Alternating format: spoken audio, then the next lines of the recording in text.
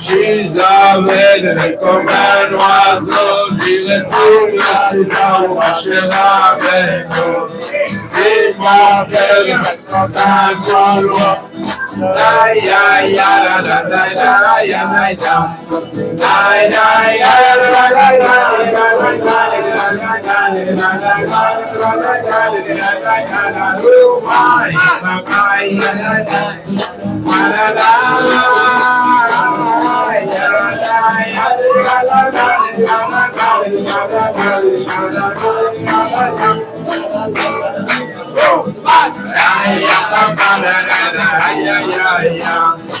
il avait comme un oiseau, il retourne sur la voie chez la maison. J'isavais comme un oiseau, il retourne sur la voie chez la maison.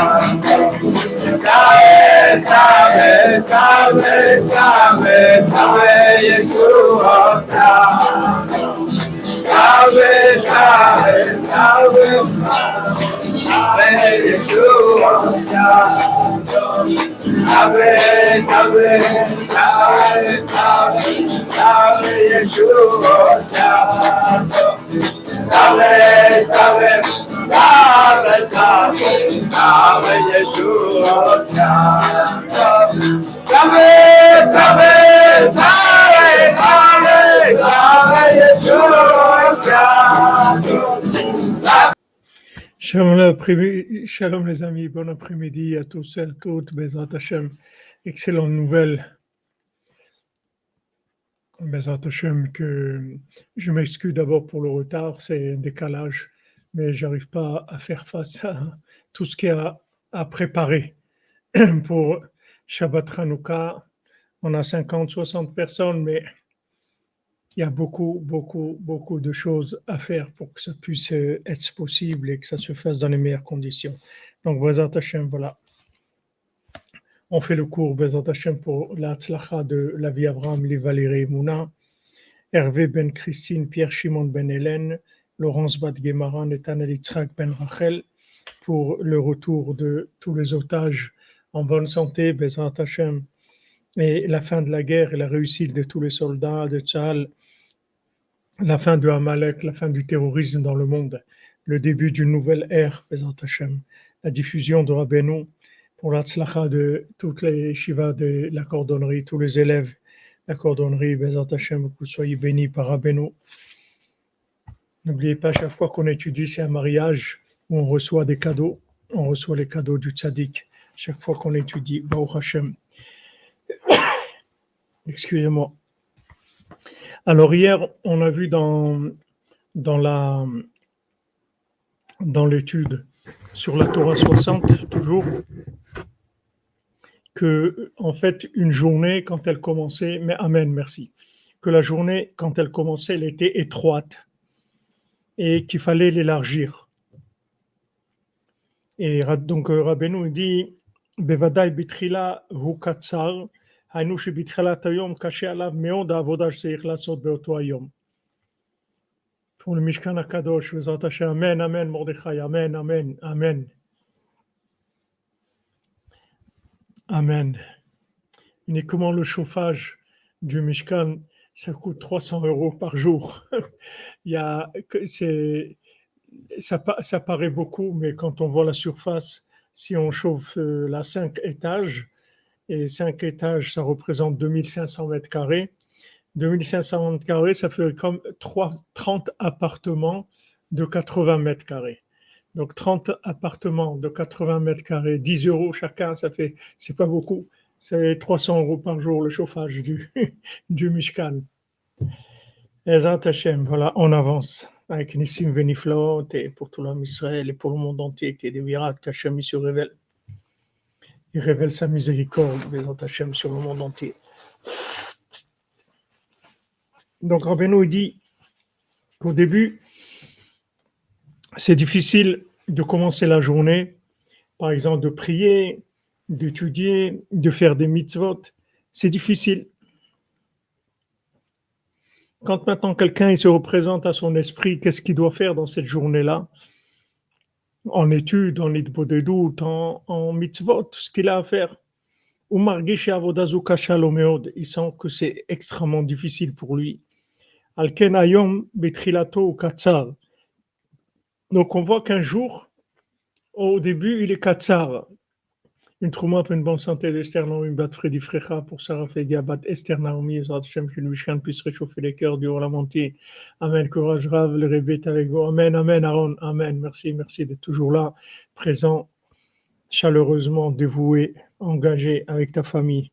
Ashrenu Matov Relkenu. Qui seich latrid meat meat. Donc maintenant, comme le jour, dans son début, Amen, Amen, Mordechai. Amen, Amen. Amen, Amen, Bezrat Hashem. Merci de nous réchauffer, merci. Bracha ve'atzlacha, Mordechai, toi et ta famille. Toujours engagé avec Rabbeinu, déterminé.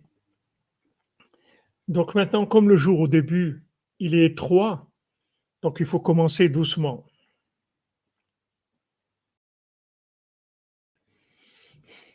Parce que Rabbeinu, il nous dit que du fait que maintenant le jour est étroit, donc il faut commencer doucement. Donc ça, c'est un conseil de Rabbeinu dans Avodat Hashem, que quelqu'un il doit penser qu'il a juste un petit peu à faire. Et un petit peu, Amen, un petit peu, c'est toujours possible de faire. Un petit peu, ce qui s'appelle un petit peu pour chacun. Chacun s'appelle un petit peu. Il y a un pour un petit peu, c'est de faire le tikkun haklali. Il y a des gens pour qui c'est faire un mismor du tikkun haklali. Il y en a, c'est pour chanter. Il y a chacun un petit peu, ce qui s'appelle un petit peu, pour lui. Comme Rabbeinu dit dans Sichot Haran,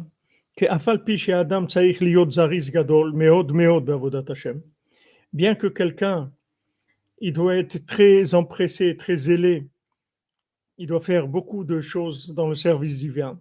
Les zdarez meod, bechol et, de faire beaucoup de choses à chaque instant et à chaque heure, de faire beaucoup dans le service divin, qui est kar ou asiya, parce que le principal,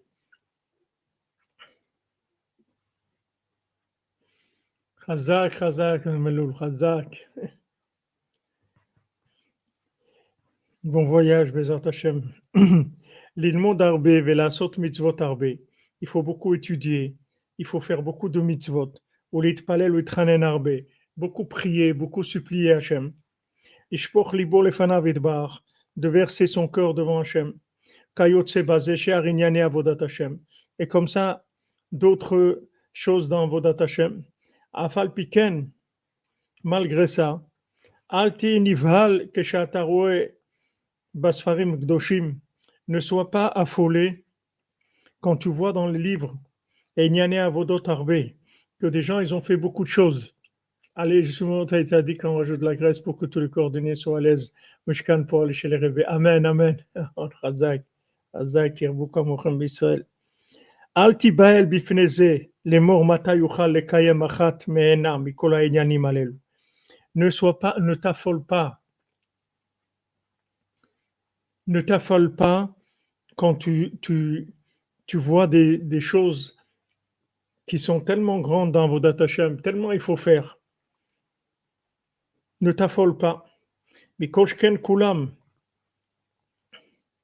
que tu vois que tu peux pas faire tout ça, même pas la moitié, et tout tu peux pas faire. Les balles parce qu'il faut faire attention de ne pas s'affoler, de ne pas vouloir prendre tout d'un coup. Comme Yosef Hatzadik, il jouait avec les Bnei Zilpa, et les Bilha, c'est Mevoalim. C'est que c'est des Mevoalim. Des gens, ils veulent tout faire. Ils veulent faire tout d'un coup. Aller étudier, prier, faire des mitzvot, travailler, s'occuper de ça, faire tout. Ils veulent faire beaucoup de choses. Rak leler benachat badraga meat meat. Il faut aller benachat. Il faut aller tranquillement, de façon progressive. Velo sheye mevohal ou meboulbal. Il ne faut pas qu'il soit affolé et qu'il soit troublé dans sa tête. Qui veut faire et attraper tout d'un coup. Et à cause de ça, il est complètement paniqué. Il est complètement, parce qu'il veut faire tellement de choses en même temps qu'en fait, il arrive à rien faire. Et en fait, il va rien faire du tout. Comme Rabbi Nathan, il voulait tellement étudier et tout qu'il n'étudiait pas du tout. Il était toute la journée au Beth Midrash, mais il n'étudiait pas du tout.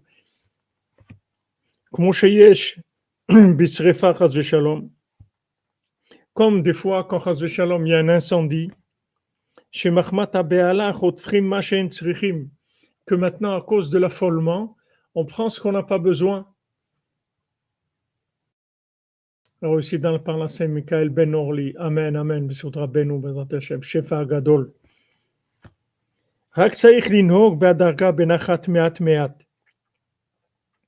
Il faut se comporter de façon progressive, avec du nachat, avec de la tranquillité, avec de la sérénité, un petit peu et un petit peu.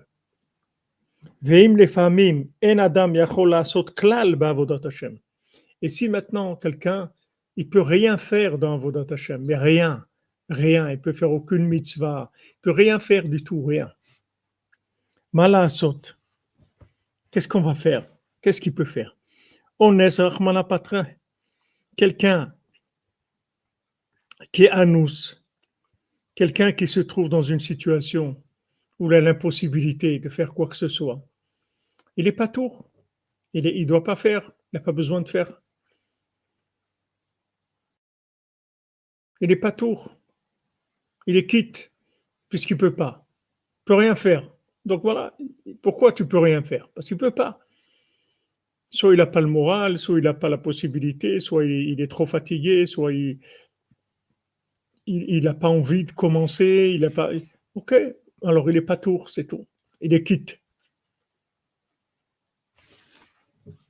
Amen, amen.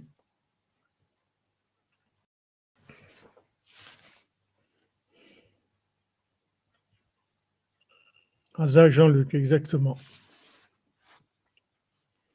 Non, je suis un peu blanc, c'est la neige, c'est le reflet de la neige, il ne faut pas vous inquiéter. Tout va bien, bon prochain. והרגיל לעצמו לכסוף ולהתגעגע ולהשתוקק תמיד אליו יתברך.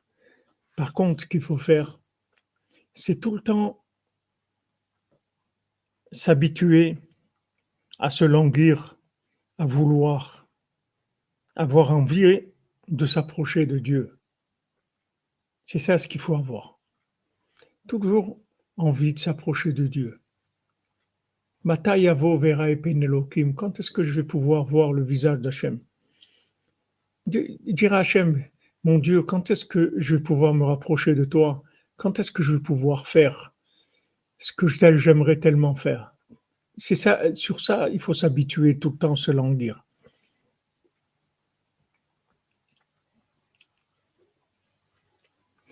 כי ההשתוקקות והכיסופים בעצמם הם דברים גדולים מאוד. Parce que maintenant, le fait d'avoir ce désir-là de servir Hachem, ce désir de faire le bien, ce languissement de faire le bien, ce sont des choses très grandes, très grandes. N'oubliez pas qu'on est dans une société de cash and carry, une société de Esav, une société de main, une société de rentabilité, une société de profit, et donc où le vouloir, il n'a aucune valeur dans le monde. Mais sachez que devant Hachem, le vouloir, c'est la plus grande valeur qui est. Achmana li babae, comme le Zohar il dit dans Parashat Trouma, il dit qu'est-ce qu'il veut Hachem? Il veut ton cœur. Maintenant, toi avec ton cœur, tu veux. Et maintenant, ce que tu peux, tu fais. Et si tu peux rien faire, tu peux rien faire, mais tu veux.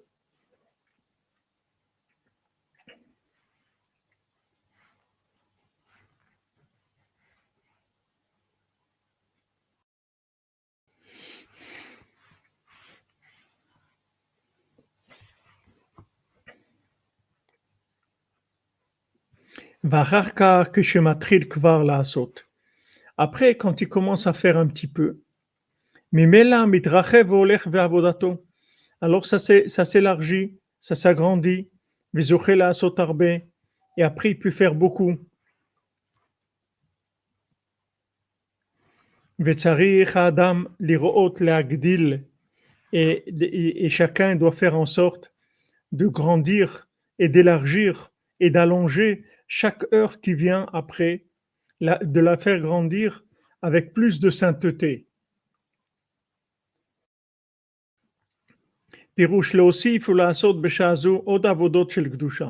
C'est-à-dire maintenant rajouter dans le temps encore plus de services divins. Ce qu'on a parlé de la longévité. C'est-à-dire il faut allonger les heures, il faut les remplir de plus de sainteté. Yoter ragil, plus que ce qu'il avait l'habitude. Et comme ça, quand il y a un deuxième jour qui vient, il faut qu'il rajoute plus de kedusha, de sainteté, dans ce jour-là. Et comme ça, chaque fois, que ces jours, ils s'allongent avec plus de sainteté. Donc c'est ça qu'on parle de la arichut yamim. C'est ça la longévité.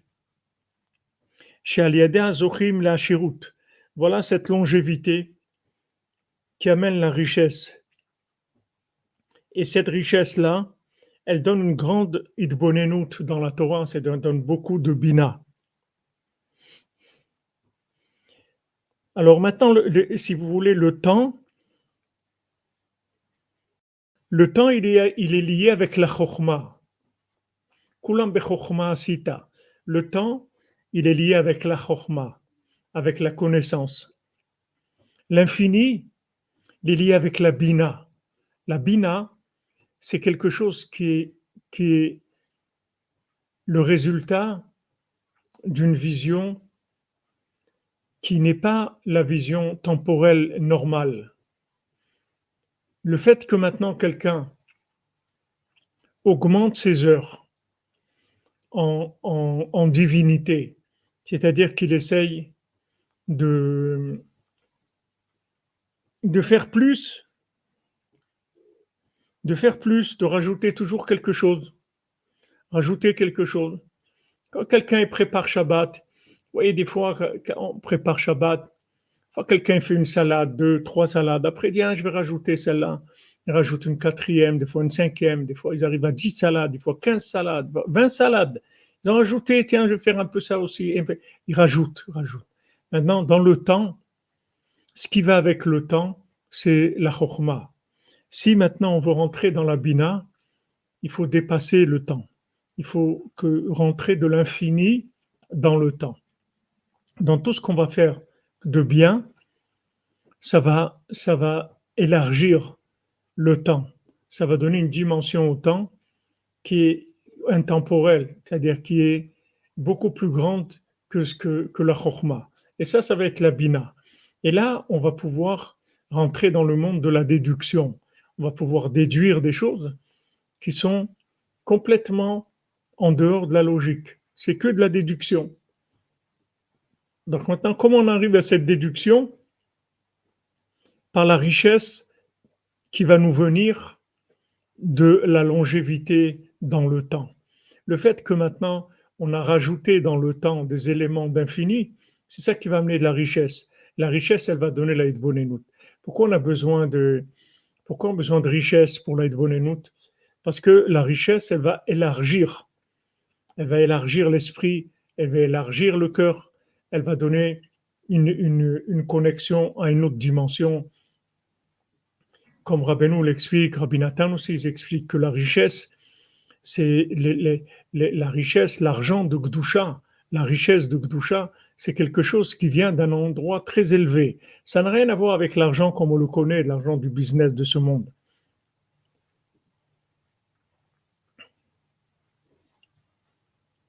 Ça n'a rien à voir.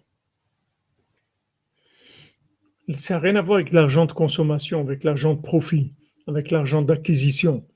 C'est de l'argent pour élargir la capacité de l'âme à rentrer dans la bina. Plus maintenant il va y avoir d'argent de Gdusha, plus la bina elle va être grande. Maintenant, comme Rabbeinu il a dit au début du Sipurim Maasiot, que voilà, maintenant je vais dire trois choses qui sont pas comme le monde. Les gens ils disent qu'avec des contes on s'endort, et moi je vais raconter des contes qui réveillent. Les gens ils disent qu'avec des contes on peut pas avoir un enfant, et moi je vais raconter des contes qui vont permettre à une femme d'avoir des enfants. Et les gens ils disent que le tzaddik il n'a pas besoin de richesse, et moi je dis que le tzaddik il a besoin de toute la richesse du monde, parce que le tzaddik il a besoin de bina. Donc cette richesse, ça va lui donner une largesse d'esprit qui va lui donner la bina.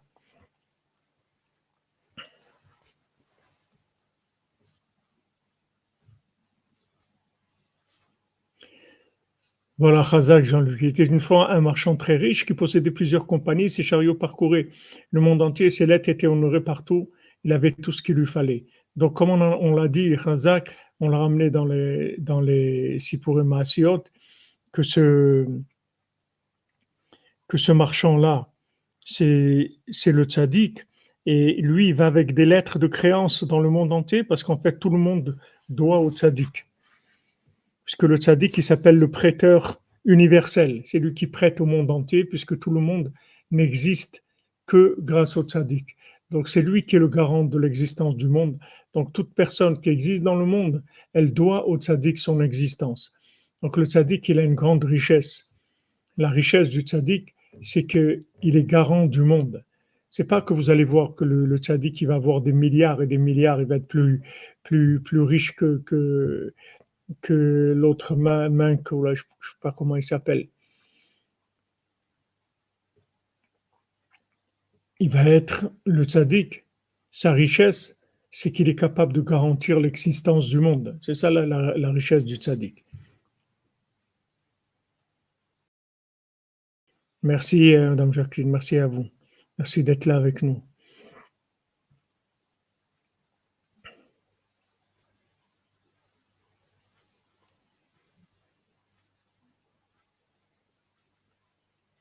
Nishmat Binyamin André Ben Hanina Ninet.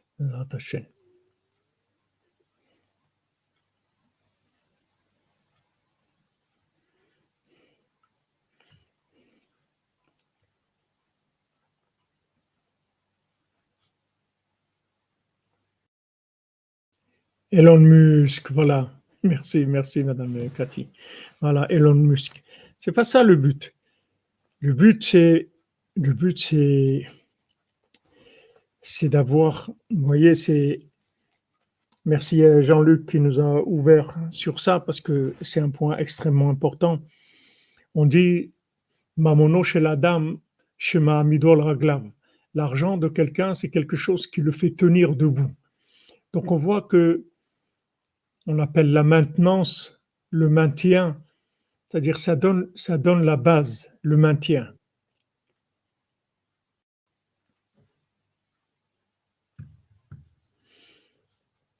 Que maintenant, comme Rabbeinu l'amène dans cette Torah 60 au début, il dit si en kemach en Torah.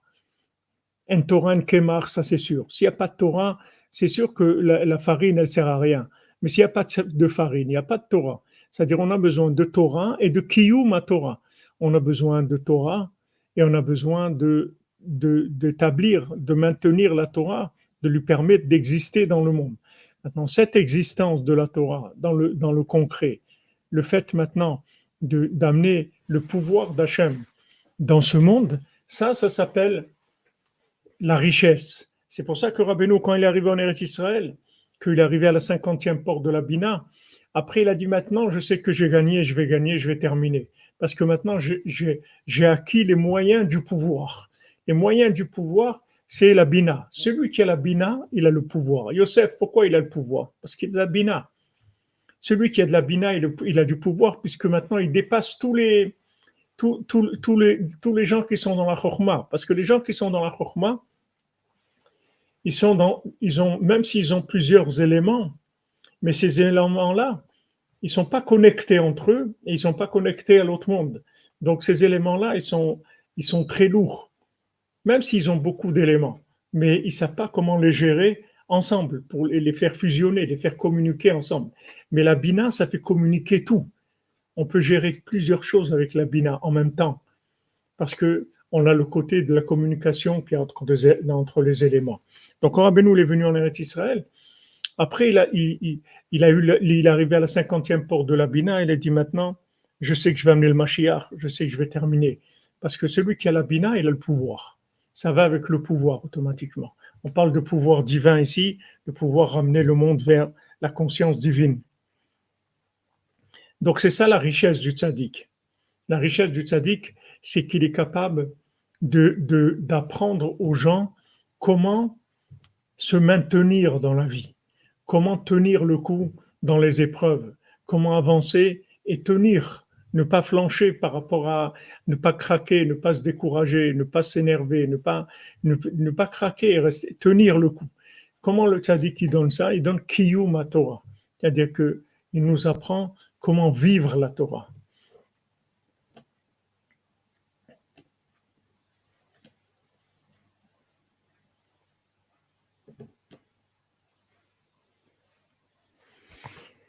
Alors, Moranat, Bikutsur, le côté Moran, Sikem Zot. Maintenant, Rabbi Nathan, dans le résumé du Likutei Moharan, il a écrit comme ça. La chen tzarich Adam idgabrut gdola meod. Pour ça que la personne, elle doit beaucoup se renforcer. Bechol yom vayom, chaque jour. Les bal yipol misé, de pas tomber à cause de ça. À cause de quoi? Sheroe kvedut avoda bechol yom. Il voit comment c'est lourd, que c'est comme on dit, et dur à la détente. C'est dur de démarrer la manivelle, un tour, ça marche pas, encore un tour. C'est très, très dur. Il voit comment c'est lourd pour lui de prier, d'étudier, de faire des mitzvot, de faire le bien. C'est lourd. Shalom, Michael. Bracha ve'atzlacha pour toi, mon ami. Soud Rabbeinu.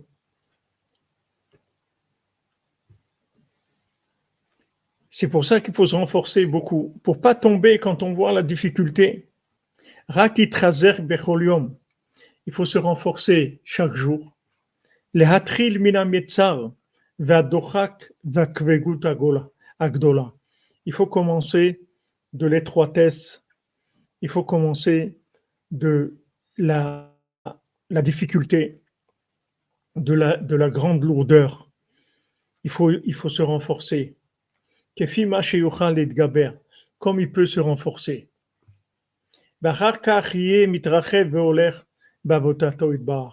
Après, ça va aller, ça va s'élargir et il va avancer. Donc au début, c'est très étroit. Il faut se renforcer parce que, comme l'exemple que nous a donné Rabbeinu, qui dit, le fils, il voit cette pierre-là énorme. Il voit une pierre énorme, énorme. Elle pèse des tonnes et des tonnes et des tonnes. Il dit, mais comment je vais pouvoir bouger cette pierre? Je ne peux même pas la bouger à terre. Comment je vais la faire monter à un étage? Mais c'est impossible. Comment je vais faire ça? Et son père lui dit, je t'ai pas dit de la monter entière. Tu coupes des petits morceaux, tu casses des petits morceaux et tu fais monter des petits morceaux. C'est ça que je t'ai demandé.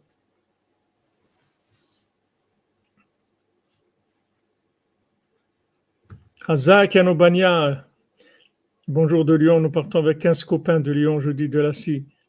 Venez profiter d'Organos sur le Tzadik Ahmed. Merci de nous chauffer la Neshama. Hazak, Hazak, on va dire Hazak.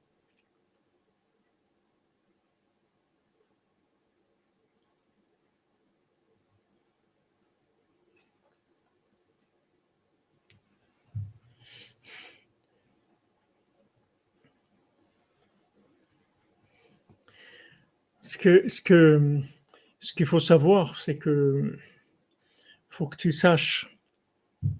Ce qu'il faut savoir, c'est que ça ne va pas rester comme ça. Quand on voit quelque chose qui est lourd, qui est énorme, c'est la vision de la chose.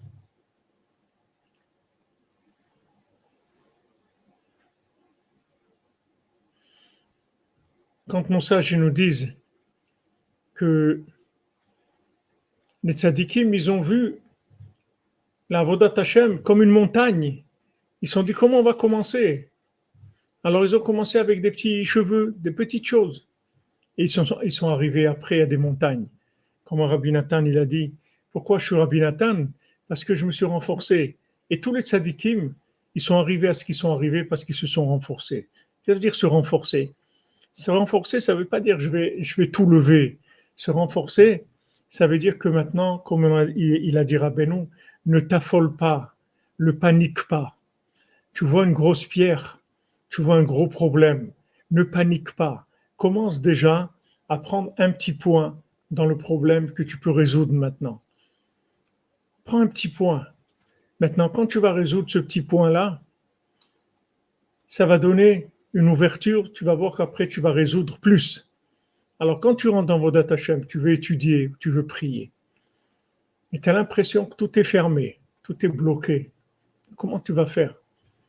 C'est tellement lourd, tellement lourd. Uniquement d'ouvrir le livre, de commencer, mais comment je vais faire? Ah ben nous, te dis, regarde, ne regarde pas la chose en bloc. Regarde un petit peu, c'est tout. Un petit peu. Regarde un petit peu. Fais ce que tu peux. Tu peux prendre le livre, tu peux le poser sur la table. Waouh, j'ai posé le livre sur la table. Tu peux l'ouvrir. Ouvre. Tu peux lire un mot, deux mots. J'ouvre un livre de mots. Un mot, deux mots. Maintenant, après, ça s'ouvre.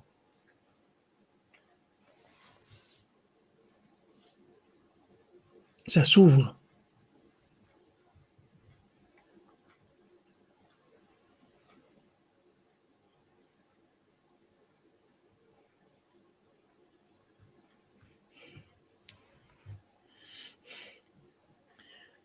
Et ça, ce sont des clés.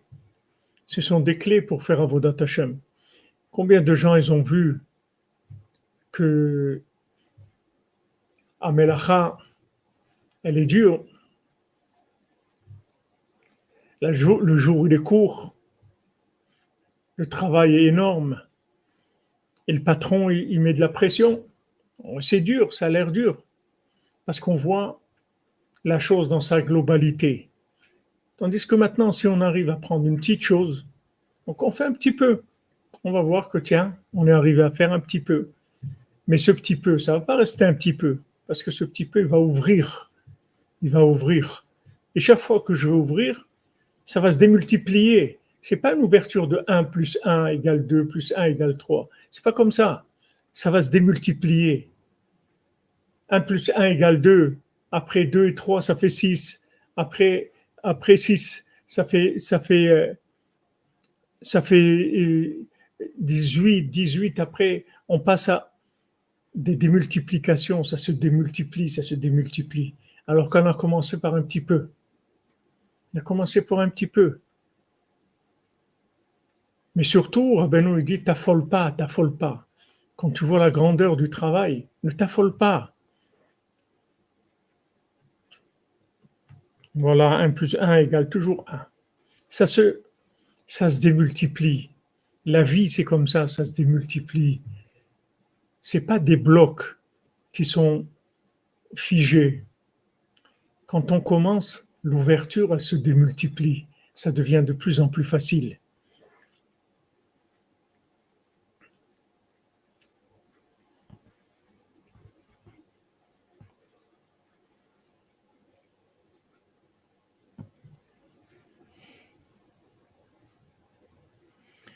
Alors, Abinatan, il explique dans l'écoute à la chôte, Ikar Aichat Yamim, Prinat Yamim Arukim.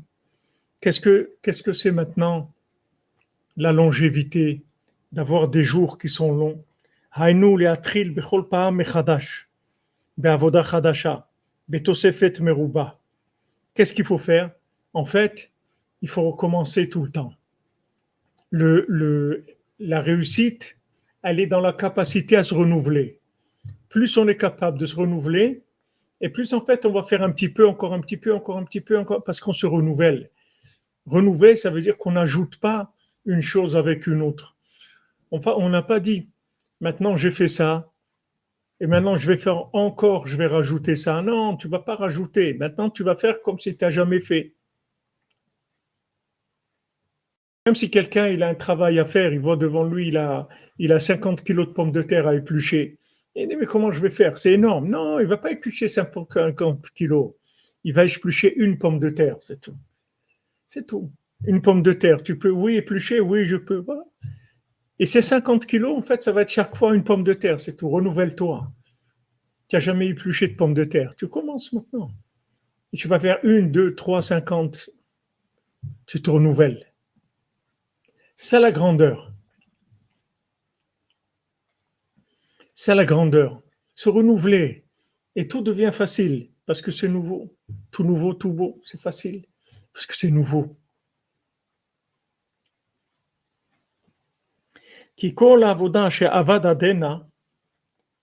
Parce que maintenant, tout ce qu'on a fait jusqu'à maintenant, c'est Chimishkoach les gamré. Il faut oublier tout ça.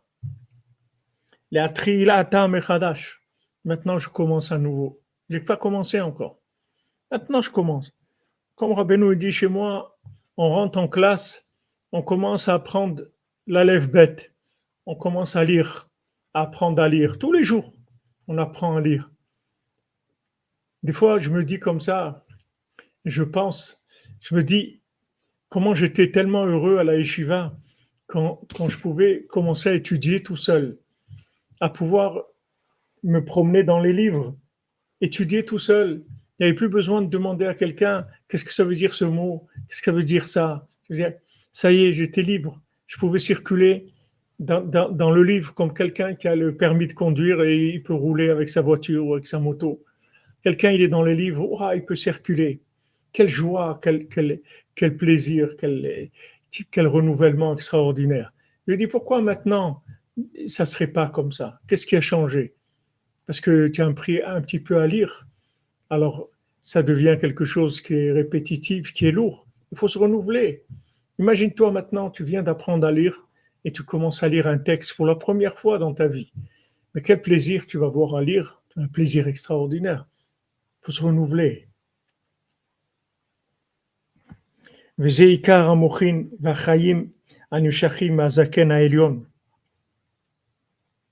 c'est ça le principal de l'esprit et de la vitalité qu'on reçoit du Zaken Aelion, c'est-à-dire du mendiant aveugle. C'est de lui qu'on reçoit. Parce que lui, il est entre l'existence et la non-existence.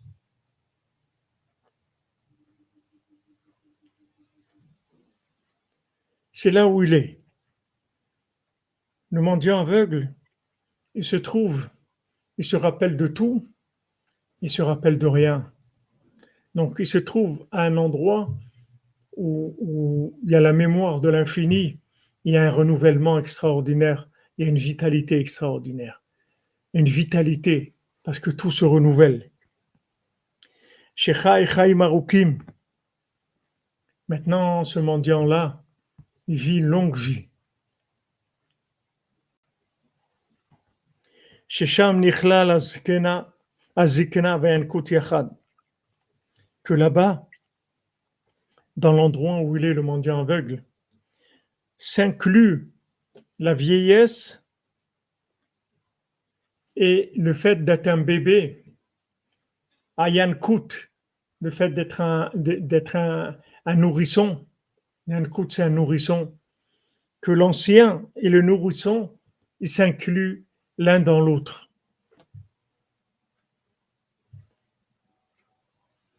Le nourrisson et l'ancien, ils s'incluent l'un dans l'autre. Parce qu'en fait, il a une telle capacité de se renouveler qu'il arrive à tout. C'est une clé messianique que Rabbeinu nous donne. En fait, si tu veux arriver à faire beaucoup, arriver à faire beaucoup de choses, la clé, c'est le renouvellement. C'est le nourrisson. Comme David Ameller, il dit, moi je suis comme un bébé dans les bras de Shem. Je suis comme un bébé, je commence à vivre maintenant. Commence maintenant. Quelqu'un qui arrive à se renouveler, il va avoir toutes les connaissances du monde, il va avoir tous les niveaux du monde, parce que tout dépend du renouvellement.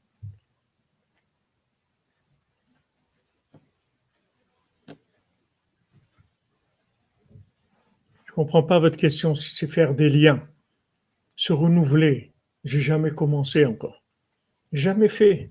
J'ai jamais rien fait. Je commence maintenant.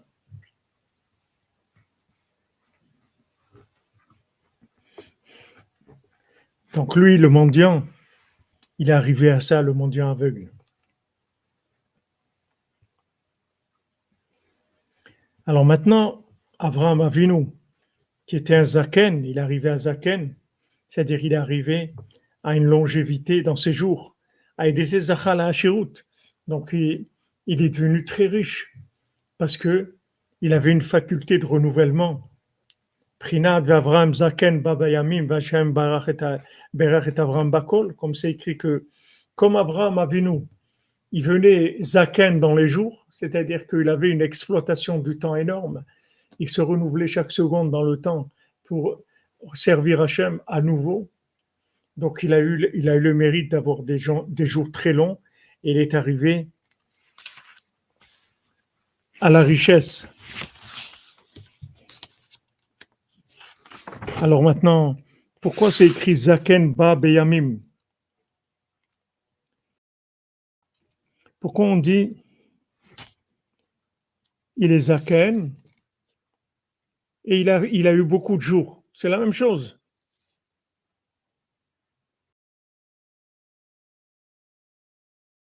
ומשיב מדוע היה אברהם זקן משום שבא עם כל ימיו בשלמות שכל יום מימיו היה ארוך בעבודת השם על כן זכה לעשירות דקדושה גדולה לכתיב והשם ברך את אברהם בכל.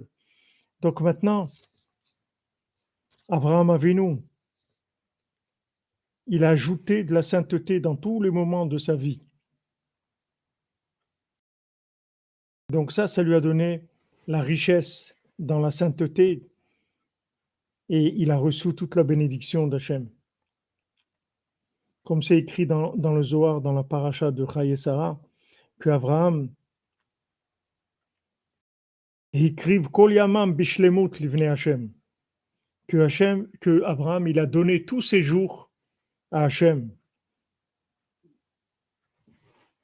Et aussi dans le Zohar, dans Parashat Vaera, aussi le Zohar il parle de ce point-là chez Abraham Avinu. Donc quand on dit Abraham, Yikriv et Kol Yamav b'shlemut lifnei Hashem, ce sont des mots qui sont très grands. Ça veut dire il a été makriv. C'est comme s'il disait voilà, je te donne comme une offrande, comme un sacrifice. Je te donne mon temps, Hashem. Qu'est-ce que c'est beau de donner son temps pour Dieu. Il y a quelque chose de plus beau au monde que ça, de plus grand au monde. Donner son temps pour l'étude, pour la prière, pour faire du bien, pour aider des gens, pour consoler des gens, pour encourager des gens, de donner son temps. Il n'y a rien de plus beau que ça au monde. Il n'y a rien de plus grand que ça. Regardez avec quel langage de noblesse le Zohar il emploie. Que Abraham écrive et kol yamav beshlemut lifnei Hashem.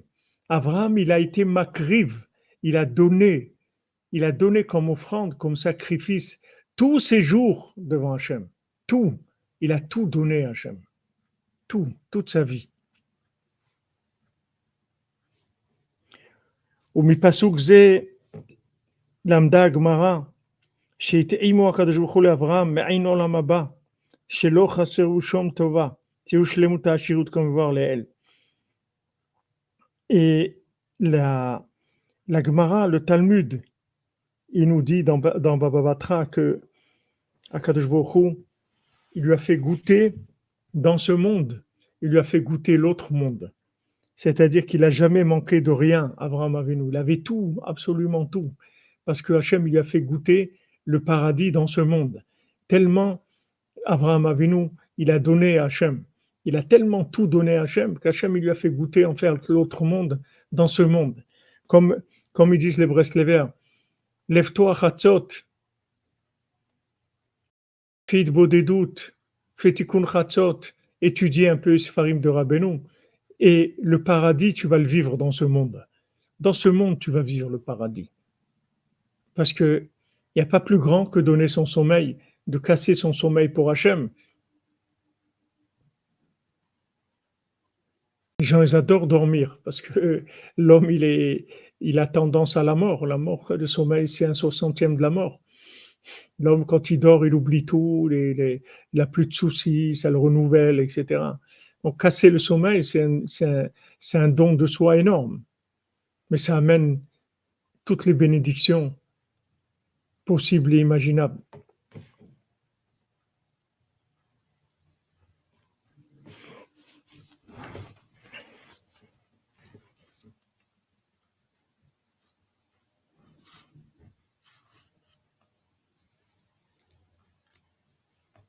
Voilà, on a fini là le passage bête dans la Torah. Là, on est en train de reprendre la Torah avec une explication du Rav Atiyah chez Rie, qui a écrit des explications sur le côté Moran et sur Sifpore Massiot. Ça, c'est son livre sur le côté Moran. Et vraiment, c'est un géant de la Torah, cet homme-là, chez Rie, que Hachem lui donne une bonne santé, qu'il soit matzliah. Mais c'est un géant dans la connaissance de la Torah, de l'amour de Rabbeinu qu'il a. C'est quelque chose d'extraordinaire. C'est vraiment un homme très, très grand. Très, très grand. Il est énorme. Donc, il a écrit beaucoup, beaucoup de livres. Il a sorti beaucoup de livres. Et c'est vraiment, il donne beaucoup d'outils pour pouvoir approfondir la Torah de Rabbeinu, rentrer dans la Torah de Rabbeinu. Bon, Hachem, que Hachem, il envoie des gens comme ça, on voit qu'on est dans une génération, on n'est pas des orphelins. Il y a des gens qui ont des connaissances énormes dans la Torah et qui les mettent entièrement au service de Rabbeinu. C'est quelque chose d'extraordinaire. Ashrenu matov chelkenu.